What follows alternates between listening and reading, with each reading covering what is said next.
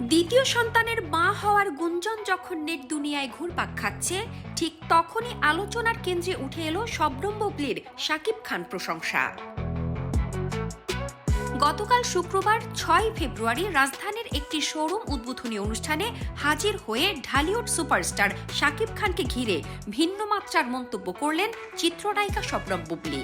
চলচ্চিত্র অঙ্গনে শাকিব খানের অবস্থান ব্যাখ্যা করতে গিয়ে তাকে তিনি সরাসরি অভিভাবক হিসেবে উল্লেখ করেন। শাকিব খানের কাজ ও অবদান নিয়ে কথা বলতে গিয়ে বুবলি বলেন, শাকিব মানেই দর্শকের কাছে নিশ্চিত বিনোদন।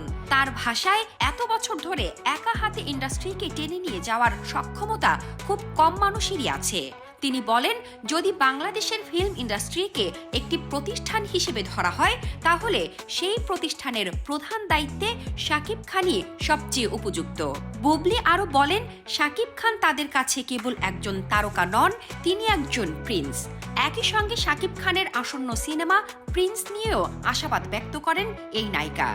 সুযোগ ও পরিস্থিতি অনুকূলে থাকলে ভবিষ্যতে তাদের আবারও একসঙ্গে পর্দায় দেখা যেতে পারে, এমন ইঙ্গিতও দেন তিনি। ব্যক্তিগত জীবন নিয়ে চলমান আলোচনা, বিশেষ করে দ্বিতীয়বার মা হওয়ার গুঞ্জন প্রসঙ্গে প্রশ্ন করা হলে বিষয়টি এড়িয়ে যান বুবলি।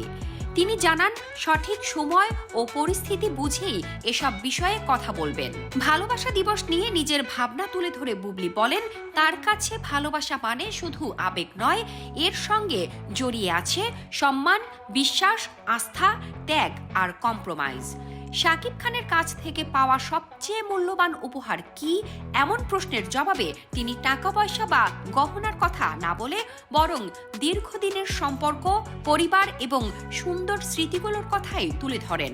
আসন্ন জাতীয় নির্বাচন নিয়ে সরাসরি মন্তব্য না করলেও বুবলি প্রত্যাশা প্রকাশ করেন, যে সরকারই আসুক না কেন, শিল্পীরা যেন নিরাপদ পরিবেশে কাজ করতে পারেন এবং নারী পুরুষের মধ্যে কোনো বৈষম্য না থাকে। সব আলোচনা আর গুঞ্জনের বাইরে গিয়ে শবনম বুবলির বক্তব্যে স্পষ্ট, শাকিব খান কেবল একজন নায়ক নন, ঢালিউডের জন্য তিনি একটি প্রতিষ্ঠান।